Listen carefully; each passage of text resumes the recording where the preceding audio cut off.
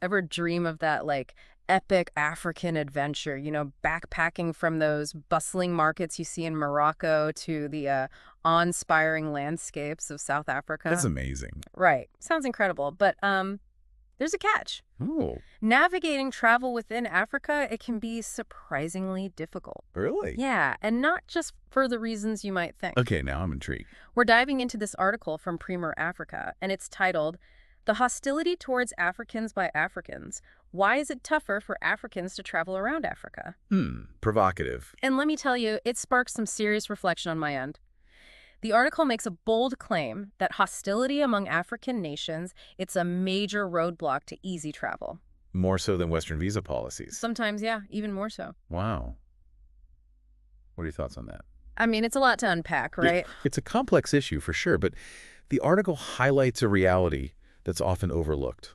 We tend to focus on those external factors, like, oh, it's difficult to get visas and things like that. Yeah. But the historical baggage within Africa, Right. that plays a significant role. Think about post-colonial Europe, for example. Yeah. Shared struggles. They didn't magically erase centuries of conflict and mistrust. Right, right. Africa, in many ways, is navigating those same complexities. So it's not just about visa issues and logistics. It's about, like, deeper historical tensions, almost. Exactly. The article points out this irony, right? So they were fighting against colonialism, but that didn't necessarily translate into this beautiful Pan-African unity. Right. In some cases, it almost exacerbated existing divisions. Wow, that's a perspective I hadn't really considered before. So the article dives into some specific examples, and one that really jumped out at me was the story of the Ghana Must Go bags. Ah, yes. Those simple bags, they carry so much weight, both literally and metaphorically. Right. For those who aren't familiar, can you give us, like, the historical context? Absolutely. So back in 1983, Nigeria expelled a huge number of immigrants, many of whom were Ghanaian. It was a very tumultuous period, and these durable woven bags, they became synonymous with this forced exodus. Just imagine, the heartbreak of packing your entire life into a single bag, It's hard to even fathom. forced to leave behind your home, your livelihood. Yeah. It's a very stark picture, to say the least. And Okay. sadly, this wasn't just an isolated event, right? Sadly, no. Ghana Must Go might be one of the most well-known, but this pattern, it repeats throughout recent history.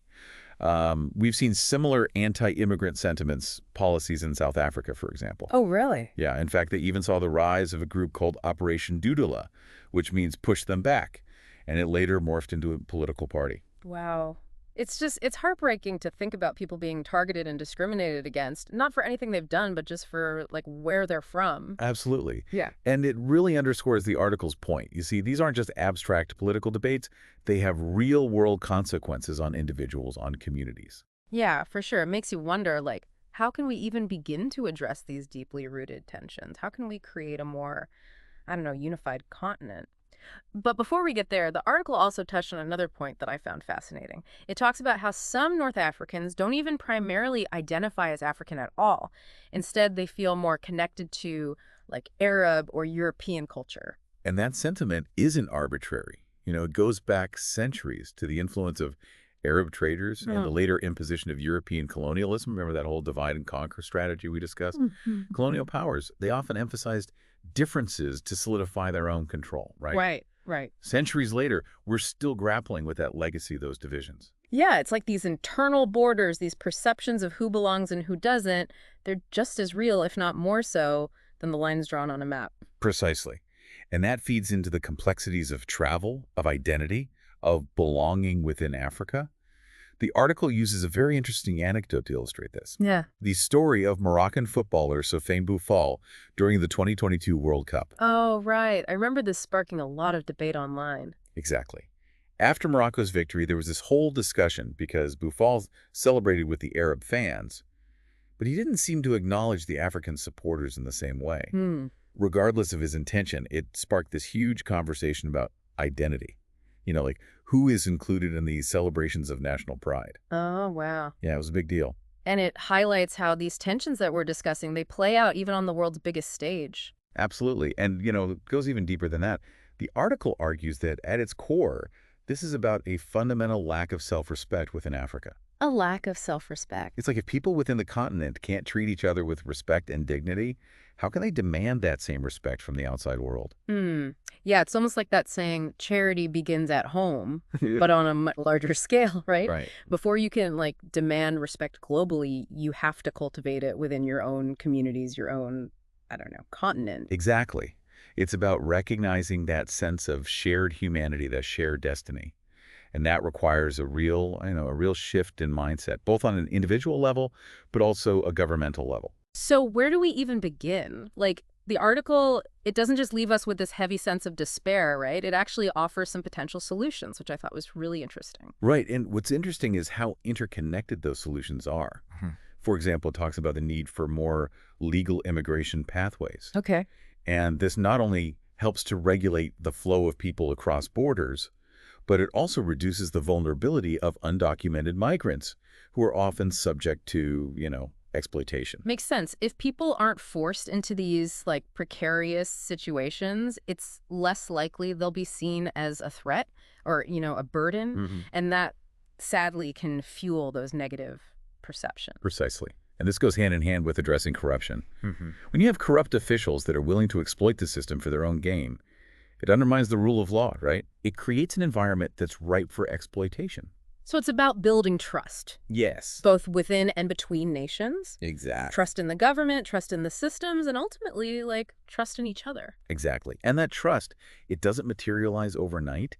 It requires a sustained effort, a real Now, commitment to tackling those root causes we talked about earlier, right? Like poverty, conflict, weak governance. you're right. Those are huge systemic issues. Yeah. Like, it makes sense why people emigrate in the first place. And often, those who are most vulnerable end up bearing the brunt of the blame and the hardship. Which brings us back to that sense of shared responsibility. It's like, what can we do in our own communities to, I don't know, break down these us versus them barriers and foster a greater understanding? That's the million-dollar question, isn't it? Right, It's easy to feel overwhelmed by the scale of the issue. right. But, the article reminds us that even small actions, they can have a ripple effect. Okay. It starts with education, with challenging our own biases, Right. and with advocating for policies that promote equality and opportunity for all. It's about recognizing that interconnectedness, right? Like our well-being is tied to the well-being of others, both within and beyond our own borders. Precisely. It's about fostering a sense of shared humanity and understanding that true progress, it requires a collective effort. The article ends on a pretty powerful note about self-respect. It states, and I'm quoting here, Africa deserves just the same respect as any other continent, and if that respect can't be earned by Africans in Africa, it can't be earned by Africans elsewhere. That's quite a statement. It is. And it challenges us to think about what true respect actually means. Is it about demanding it from others, or is it about first cultivating it within ourselves and our own communities? It's that idea of leading by example, right? Practicing what you preach. Mm. If we want to see a more just and equitable world, it starts with how we treat each other. Yeah. Right here, right now. It's like before you can change the world, you kind of have to start inward, like examining your own biases and prejudices and stuff. Absolutely. That's And that's all. not always, comfortable. Right. But it's essential. The article, it really emphasizes this idea of self-hate as like a root cause of a lot of these issues. And it's a challenging concept to grapple with, Yeah. but one that we can't really shy away from, Yeah. Right. It makes you think about those historical narratives that we inherit, the stereotypes that are perpetuated, even subconsciously sometimes. Exactly. And how those narratives, they can become so ingrained Right. that they influence our perceptions, our actions. Mhm. And sometimes, it's without us even realizing it, it's about questioning those narratives, Yeah. challenging those assumptions, and actively working to dismantle those harmful stereotypes. It's about, yeah, like rewriting the narrative, both for ourselves, but also for future generations. Mhm. So as we reach kind of the end of this deep dive, it feels less like a neat conclusion. You know what I mean? It's Yeah. more like the start of a much larger conversation. Absolutely. So, like, what are your final thoughts as we kind of wrap up here? I think this exploration of travel within Africa, Mm-hmm. it's revealed something I think very profound about the human condition. Okay. That desire for connection, Mm-hmm. the pull of shared heritage, but also, that deeply ingrained tendency towards division, mistrust. Yeah. And this isn't just an African story, right? Right. This is a human story. It's a reminder that progress, it requires constant vigilance, huh? Yes. Both within ourselves, but also in the world around us. And I think that's something that we can all kind of take with us. So if we can't treat each other with respect and dignity, regardless of where we come from, what hope is there for like true equality and understanding on a global scale, right? It's a big question. It is a big question, and one that I hope our listeners will continue to grapple with long after this episode ends. Thank you for joining us on this thought-provoking journey. It's been a pleasure as always.